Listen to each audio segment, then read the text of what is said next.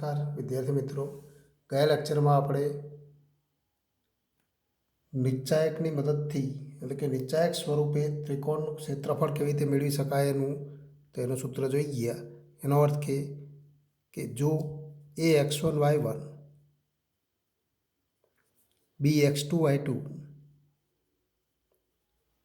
અને c x3 y3 એ ત્રિકોણના શિરોબિંદુના યામ હોય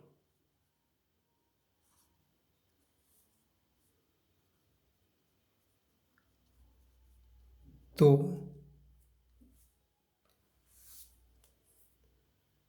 તેવા ત્રિકોણનું ક્ષેત્રફળ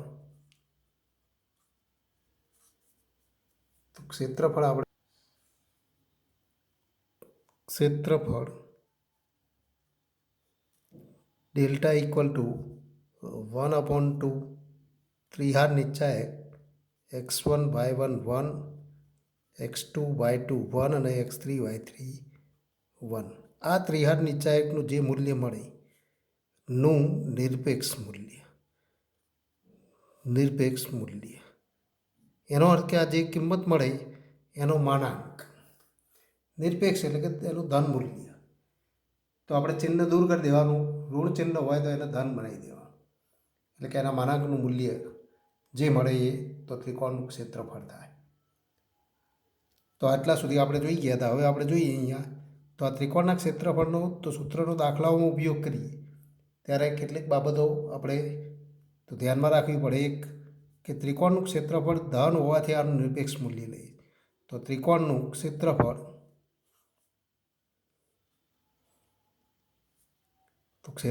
ધન હોવાથી તો અહીંયા તો નિશ્ચાયકનું જે મૂલ્ય મળે એનું નિરપેક્ષ મૂલ્ય લેવામાં આવે, મૂલ્યનો ઉપયોગ થાય. એને આપણે 1/2 વડે ગુણીશું, પણ આ જે નિશ્ચાયકનું મૂલ્ય મળે એનું નિરપેક્ષ મૂલ્ય ધ્યાનમાં લેવાય. નંબર 2 કે જ્યારે પણ જો ક્ષેત્રફળનું મૂલ્ય આપણને આપેલું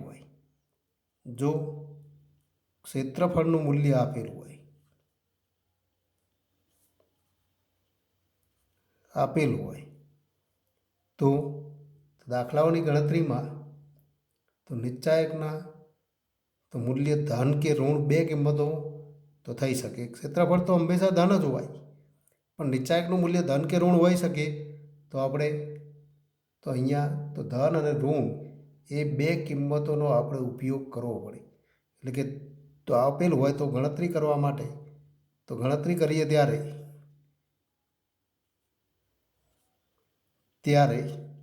તો આ ડેલ્ટાની જગ્યાએ જ્યારે ક્ષેત્રફળના સૂત્રનો ઉપયોગ મૂલ્યનો ઉપયોગ કરીએ, એટલે કે આપણને 5 એકમ ક્ષેત્રફળ આપેલું હોય તો અહીંયા +or -5 લખવું પડે. તો ત્યારે તો નિશ્ચાયકના ધન અને ઋણ બંને મૂલ્યનો ઉપયોગ કરવો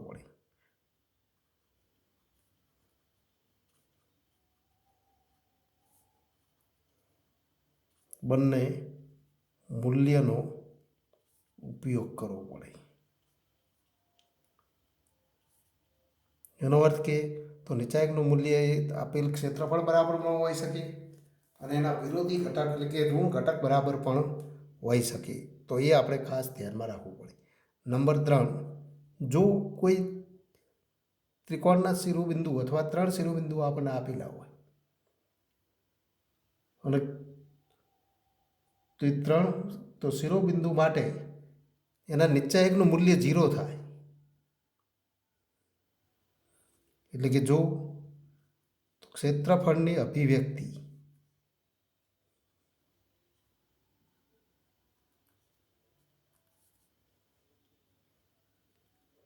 ધરાવતા નિશ્ચાયક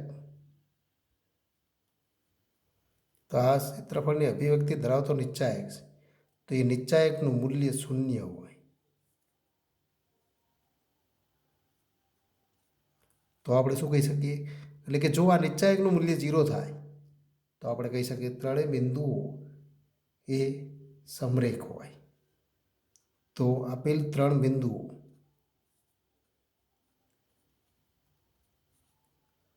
એ x1 y1, બી x2 y2, એટલે કે અહીંયા નિશ્ચાયકની અભિવ્યક્તિમાં પહેલા ઘટક તો પહેલાં બે ઘટકો દ્વારા બનતું બિંદુ, બીજા બે ઘટકો દ્વારા મળતું બિંદુ અને ત્રીજા બે બિંદુઓ દ્વારા મળતું બિંદુ સી x3 y3, તો એ સમરેખ થાય, સમરેખ હોય એમ કહી શકાય. અને માટે તો ક્યારેક ત્રણ બિંદુઓ સમરેખ હોવા માટે પણ તો આ શરતનો આપણે ઉપયોગ કરી શકીએ કે આ તો નિશ્ચાયકનું મૂલ્ય 0 થાય છે. કેમ? જો એનું મૂલ્ય 0 થાય તો આપણે કહી શકીએ કે આ ત્રિકોણના એટલે અથવા શિરોબિંદુ દ્વારા ત્રિકોણની રચના ન થઈ શકે. એનો અર્થ કે એ ત્રણેય બિંદુઓ એક રેખા ઉપર હોય. ત્રણ અસમમિત બિંદુઓ દ્વારા એક અનન્ય ત્રિકોણ નિશ્ચિત થાય છે. ત્રિકોણ ન મળે કારણ કે ક્ષેત્રફળ 0 થાય એટલે કે ત્રિકોણ તો આ બિંદુ હોય ત્રિકોણ ન દર્શાવે. ત્રિકોણ ન દર્શાવે તો એ સમરેખ જ હોય. હવે એથી આગળ વધીએ. ઉદાહરણ નંબર 18. ઉદાહરણ 18 જોઈએ. 17 અને 18 બંને તો એક સ્વરૂપના તો સમીકરણ છે. તો એ આપણે જોઈએ. હવે અહીંયા બીજું પણ એક મહત્વનું તો પરિણામ છે કે બે બિંદુઓ દ્વારા તો બે બિંદુઓને જોડતી રેખાનું સમીકરણ એ પણ આપણે મેળવી શકીએ. ક્યારેક તો અહીંયા જે પણ આપણને આપેલું હોય એ પણ આપણે જોઈએ. એનું પણ આપણે સૂત્ર જોઈશું. અહીંયા ઉદાહરણ નંબર 18 જોઈએ કે નિશ્ચાયકનો ઉપયોગ કરી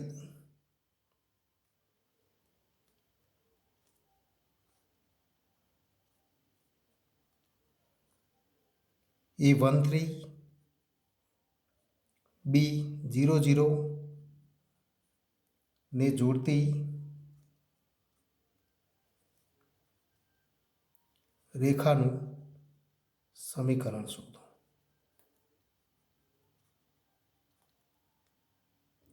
અને જો ત્રિકોણ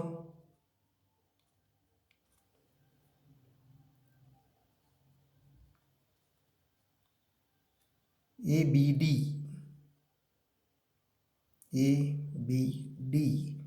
નું ક્ષેત્રફળ 3 ચોરસ એકમ થાય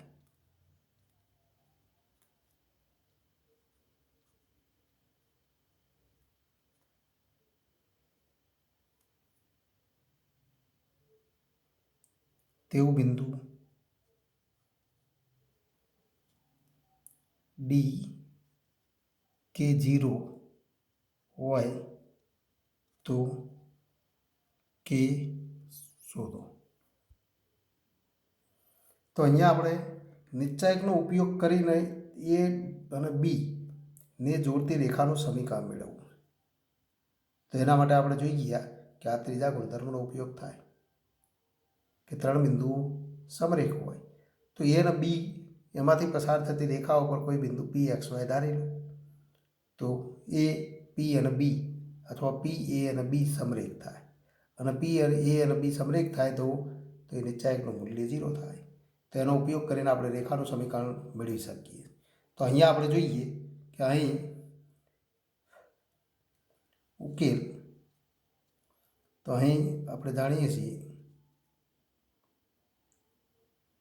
ધારી લઈએ. ધારો કે PXY એ A અને B માંથી પસાર થતી રેખા AB પરનું કોઈ બિંદુ. જો એ રેખા AB પરનું કોઈ બિંદુ હોય તો ત્રિકોણ તો આપણે કહી શકીએ ત્રિકોણ PAB. તો આપણે કહી શકીએ ત્રિકોણ PAB એની રચના ન થઈ શકે એટલે કે એનું તો ક્ષેત્રફળ કેટલું થાય તો ક્ષેત્રફળ તો 0 થશે. પણ આનું ક્ષેત્રફળ શૂન્ય થશે કારણ કે ત્રણેય બિંદુઓ સમરેખ થાય. ત્રણેય બિંદુઓ સમરેખ હોય તો ત્રિકોણ રચના ન થાય. એટલે કે અહીંયા તો આ ત્રણ બિંદુઓ દ્વારા રચાતો નિશ્ચાયક તો એનું મૂલ્ય આપણને તો 0 મળે. માટે આપણે કહી શકીએ આથી તો 1/2 ત્રિહાર નિશ્ચાયક કયો તો પીના યામ XY તો XY1, એના યામ તો એના યામ આપણને આપેલા છે 1 3 તો 1 3 1 અને તો બીના યામ 0 0 1 તો આનું મૂલ્ય 0 થાય. અને માટે આપણે કહી શકીએ આનું વિસ્તરણ કરીએ 1/2 તો 2 વડે ગુણી દઈએ તો આ ત્રિહાર નિશ્ચાયકનું મૂલ્ય 0 થાય. માટે આપણે કહી શકીએ કે તો XY1 1 3 1 અને 0 0 1 અને ઇક્વલ ટુ 0 અને ઇમ્પ્લાઇઝ તો ત્રીજી આરથી વિસ્તરણ કરો આનું ચિહ્ન તો પ્લસ માઇનસ પ્લસ તો 1 ઇન્ટુ તો ઇમ્પ્લાઇઝ 1 ઇન્ટુ દ્વિહાર નિશ્ચાયક કયો નિશ્ચાયક મળે તો 1 જે હાર તો ત્રીજી હાર અને ત્રીજા સ્તંભમાં છે બાકીના 4 ઘટકો તો XY 1 3 અને ઇક્વલ ટુ 0 અને ઇમ્પ્લાઇઝ આપણે કહી શકીએ આનું વિસ્તરણ કરીએ તો 3x minus Y equal to 0 તો જે માગેલી રેખાનું સમીકરણ મળે અથવા આપણે કહી શકીએ અથવા વાય ઇક્વલ ટુ 3x જે માગેલ રેખાનું સમીકરણ તો જે માગેલ રેખા એબીનું સમીકરણ છે. રેખા એબીનું સમીકરણ તો એ અને બીમાંથી પસાર થતી રેખાનું સમીકરણ શોધવું તો એ આપણે મેળવી દીધું. હવે આપણને આપેલું જૂથ ત્રિકોણ ABDનું ક્ષેત્રફળ 3 ચોરસ એકમ થાય તેવું બિંદુ DK0 હોય તો K શોધો. તો ત્રીજું બિંદુ તો ABDનું ક્ષેત્રફળ તો એવું બિંદુ D આપણને તો D મેળવી દઈશું. Dના યામ આપણે આપેલા છે તો Kની કિંમત મેળવવાની. તો અહીં તો ત્રિકોણ ABDનું ક્ષેત્રફળ અને ઇક્વલ ટુ તો 1/2 આપણે લખી શકીએ નિશ્ચાયક કયો નિશ્ચાયક થાય તો AB અને Dના યામનો ઉપયોગ કરો તો 1 3 0 બીના યામ તો 0 0 તો અહીંયા 1 3 1 0 નહીં 1 3 1 0 0 1 અને ત્રીજો યામ તો ત્રીજા બિંદુના યામ K0 1 તો આ નિશ્ચાયક થાય. નું નિરપેક્ષ મૂલ્ય તો આનું નિરપેક્ષ મૂલ્ય પણ આનું ક્ષેત્રફળ તો આપણને આપેલું છે તો ત્રિકોણનું ક્ષેત્રફળ 3 ચોરસ એકમ માટે આપણે લખી શકીએ plus or minus 3 equal to તો 1/2 નિશ્ચાયક 1 3 1 0 0 1 અને K0 1 અને માટે તો 2 આ બાજુ લાવીએ તો પ્લસ ઓર માઇનસ 6 અને ઇક્વલ ટુ આ નિશ્ચાયકનું વિસ્તરણ કરી દઈએ તો અહીંયા તો બીજી હારથી વિસ્તરણ કરો. જે હારમાં વધારેમાં વધારે શૂન્યની સંખ્યા હોય એ હાર કે એ સ્તંભ એનો ઉપયોગ કરો.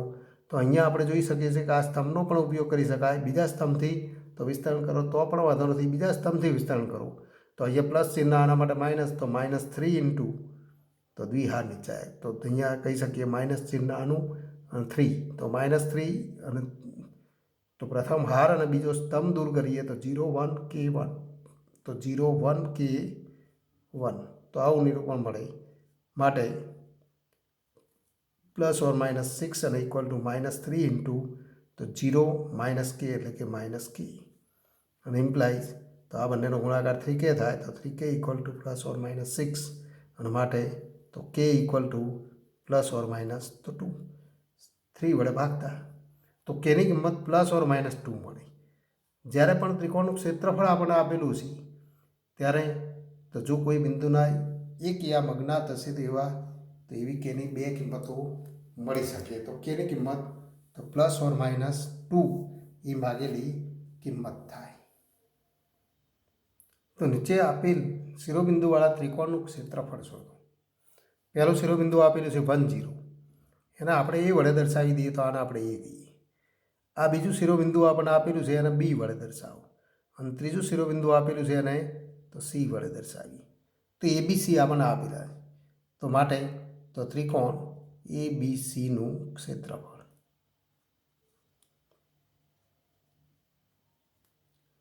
અને સીધું આપણે જો એબીસી ન ધારવા હોય તો પણ આપણે કહી શકીએ માગેલ ત્રિકોણનું ક્ષેત્રફળ ડેલ્ટા અને ઇક્વલ ટુ તો 1/2 તો નીચાય.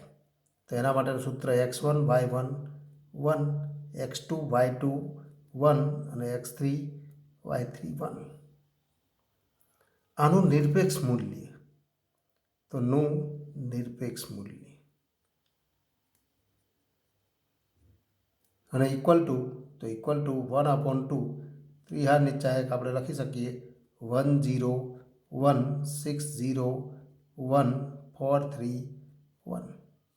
અને આનું વિસ્તરણ કરીએ તો 1/2 આનું વિસ્તરણ કરો તો 1 ઇન્ટુ તો 1 જે હાર અને જે સ્તંભમાં જે ઘટકો દૂર કરી દો તો આ 4 ઘટકો રહેશે. તો અહીંયા ગુણાકાર 0 - 3 એટલે કે 1 ઇન્ટુ -3.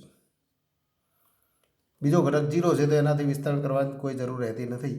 પણ ત્રીજો ઘટક છે તો ફરી એનું ચિહ્ન +1 ઇન્ટુ ફરી ત્રીજો ઘટક તો પ્રથમ હાર અને ત્રીજો સ્તંભ દૂર કરો તો 6 × 3 18 - 0 તો 18 - 0 એટલે કે 18. તો આ કિંમત મળે તો એને 1/2 વડે ગુણવાના છે. આનું નિરપેક્ષ મૂલ્ય પણ અહીંયા આપણે તો સાથે લખતા રહીશું નું નિરપેક્ષ મૂલ્ય. ઘણીવાર આપણે તો આ ગણતરી કરવી હોય તો સાથે ન કરવી હોય તો બે રીતે ગણતરી કરી શકાય કે પહેલાં નિશ્ચાયકની કિંમત મેળવી દો 1/2 નિશ્ચાયક અને ત્યારબાદ એનું નિરપેક્ષ મૂલ્યનો તો સૂત્રનો ઉપયોગ કરો. ગણતરીમાં તો ભૂલ થવાની શક્યતા ન રહે. અહીંયા આપણે સાથે લખતા રહીશું કે આનું નિરપેક્ષ મૂલ્ય અને ઇક્વલ ટુ તો -3 + 18 18 - 3 એટલે કે તો 15. તો માટે આપણે કહી શકીએ કે 1/2 × 15 અને ઇક્વલ ટુ તો 15/2 કારણ કે આનું નિરપેક્ષ મૂલ્ય 15 છે.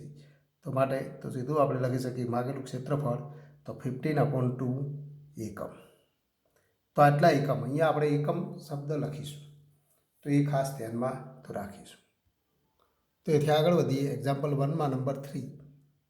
તો પહેલું બિંદુ આપણને આપેલું છે અને આપણે એ વડે દર્શાવીએ તો -2 - 3. બીજું બિંદુ B 3 2 અને ત્રીજું બિંદુ C -1 8. તો અહીંયા આપણે સીધું પણ લખી શકીએ ABC ન દર્શાવેલા હોય તો સીધું માગેલ ક્ષેત્રફળ પણ માગેલ ક્ષેત્રફળ બદલે તો અહીં આપણે લખી શકીએ 1/2 તો અહીં તો 1/2 ઇન્ટુ નિચાયક કયો નિચાયક તો x1 y1 1 એટલે કે -2 - 3 1. તો આ રીતે પણ આપણે ગણતરી કરી શકીએ છીએ. અને તો બીજી રીત છે કે ડેલ્ટા ઇક્વલ ટુ તો સૂત્રનો ઉપયોગ કરીને પણ ગણતરી કરો તો બે રીતે ગણતરી કરી શકાય. પણ ઋણ ચિહ્ન આવે ત્યારે એને ધનમાં રૂપાંતરિત તો કરવાનું છે. ખાસ ધ્યાનમાં તો રાખવું પડે. તો 1/2 ઇન્ટુ -2 - 3 1 3 તો 2 1 -1 8 1 આનું મૂલ્ય મેળવી દો ઇક્વલ ટુ તો 1/2 આનું વિસ્તરણ કરીએ તો અહીંયા તો બે રીતે ગણતરી કરી શકાય. ગુણધર્મનો ઉપયોગ કરીને બે ઘટકો 0 બનાવીને પણ ગણતરી કરી શકાય. તો એ ગણતરી કરીએ તો આ બે ઘટકોને 0 બનાવી દો. એ બે ઘટકોને 0 બનાવવા હોય તો આ ઘટકમાંથી આ ઘટક બાદ કરવો પડે. એટલે કે પ્રથમ હારના ઘટકો બીજી અને ત્રીજી હારમાંથી બાદ કરતા તો -2 -3 અને 1 આમાંથી આપણે બાદ કરીએ તો 3 - -2 એટલે કે 5 2 - -3 તો 5 1 - 1 તો 0. ફરી અહીંયા તો -1 - 2 તો -1 + 2 એટલે કે 1 8 - -3 તો 8 + 3 તો 11 અને 1 - 1 તો 0. તો આ સ્વરૂપ થાય. કારણ આપણે લખીશું અહીંયા કઈ ક્રિયા કરીએ તો આપણે તો R2 2 R2 - R1 અને R3 2 R3 - R1 ક્રિયા. તો અહીંયા વિસ્તરણ ક્યારેક આપણને સરળ થઈ જાય અને હવે વિસ્તરણ કરો તો ઇક્વલ ટુ 1/2 આપણે જોઈ શકીએ છીએ બે ઘટકો 0 છે માટે ત્રીજા સ્તંભથી વિસ્તરણ કરતા.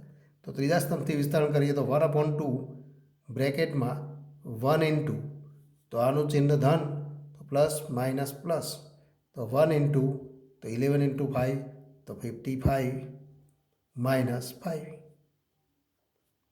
અને ઇક્વલ ટુ તો 55 - 5 એટલે કે 50 તો 52 55 તો 50/2 એટલે કે 25.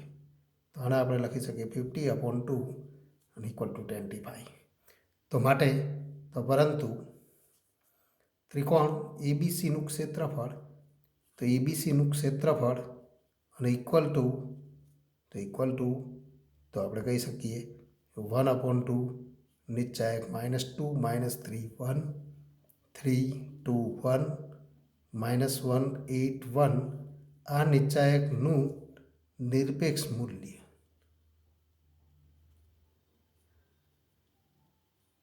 અને ઇક્વલ ટુ પણ એનું નિરપેક્ષ મૂલ્ય તો આનો માનાંક અને ઇક્વલ ટુ 25. તો આ રીતે ગણતરી કરવામાં ભૂલ થવાની શક્યતા નથી, કારણ કે અહીંયા ઋણ કિંમત પણ મળી શકે. ઋણ કિંમત મળે ત્યારે તેનું ધન મૂલ્ય મેળવવું જરૂરી છે. હવે તેથી આગળ વધીએ. Example number 3. ત્રીજો એક્ઝામ્પલ જો એક પહેલું આપણને આપેલું છે K0, બીજું બિંદુ 40 અને ત્રીજું બિંદુ 02. આ ત્રણ બિંદુઓ આપણને આપેલા હોય તો શિરોબિંદુવાળા ત્રિકોણનું ક્ષેત્રફળ, તો આ શિરોબિંદુવાળા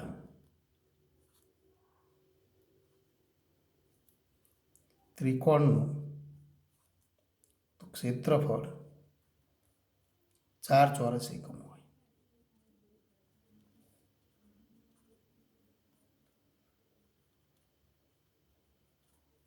તો કેનું મૂલ્ય શોધો.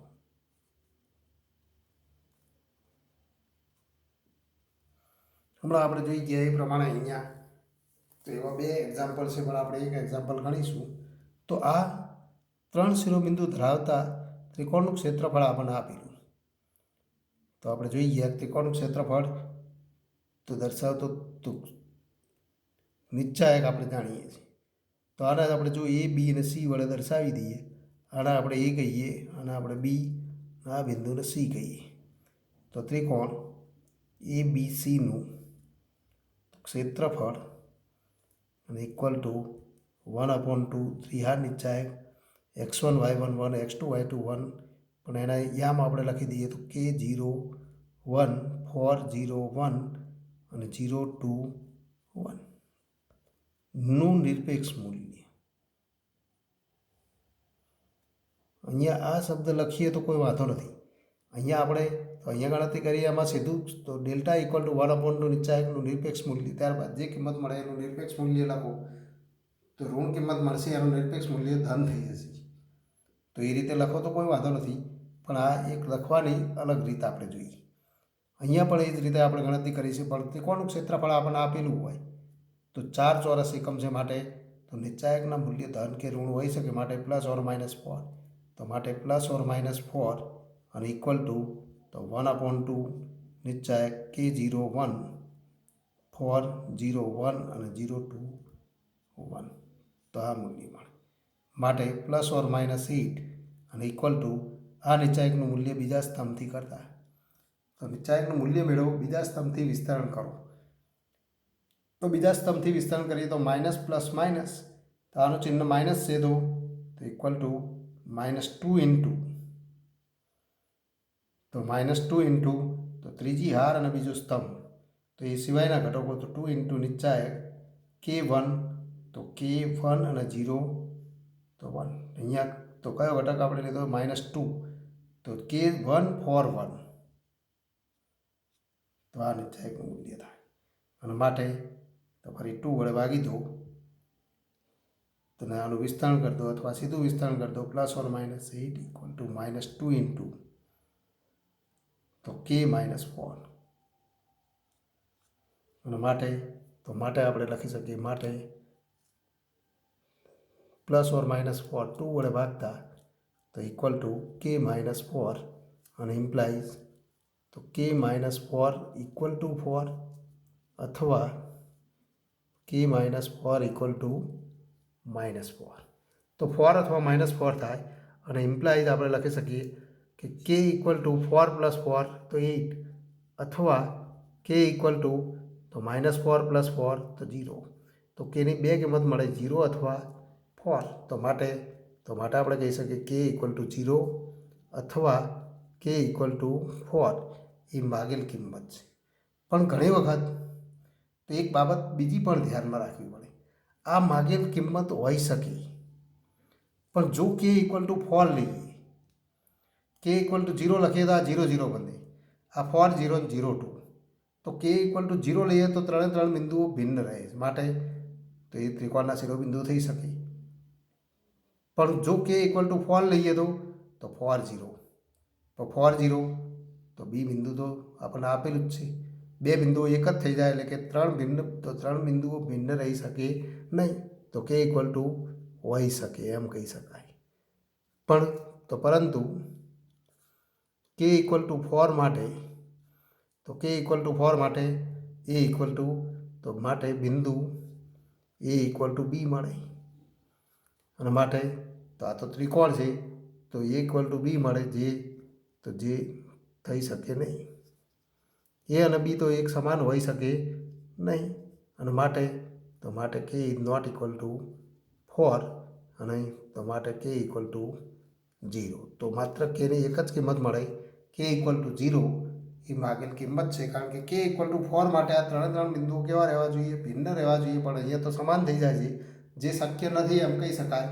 કારણ કે એ અને બી બંને બિંદુઓ એક જ થઈ જાય ત્યારે ત્રિકોણનું અસ્તિત્વ રહેતું નથી. પણ આપણે તો ત્રિકોણ આપેલું, અને માટે તો આ શિરોબિંદુવાળા ત્રિકોણનું ક્ષેત્રફળ આપણને આપેલું હોય ત્યારે તો કેનું મૂલ્ય 0 0, તો કેની કિંમત 0 જ શક્ય બને એ, તો એની ચકાસણી પણ ક્યારેક કરવી જરૂરી છે. હવે એથી આગળ વધીએ. Example number 4.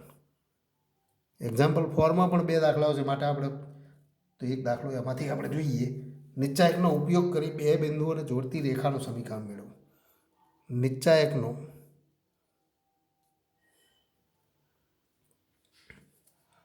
ઉપયોગ કરી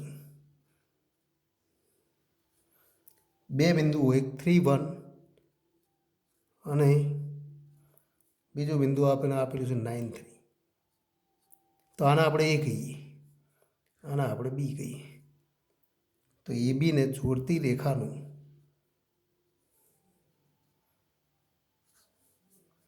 સમીકરણ શોધો.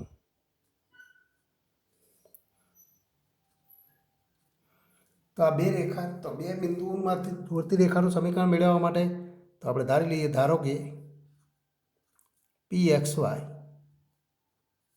કે એ બી રેખા પરનું કોઈ બિંદુ, અને માટે તો આપણે કહી શકીએ પી એ બી કેવા થાય, તો પી એ બી સમરેખ થાય. સમરેખ થાય અથવા એનો ત્રિકોણ, માટે ત્રિકોણ પી એ બીનું ક્ષેત્રફળ 0 થાય. તો સમરેખ થાય, તેથી તો ત્રિકોણ પી એ બીનું તો ક્ષેત્રફળ 0 થાય, 0 મળે.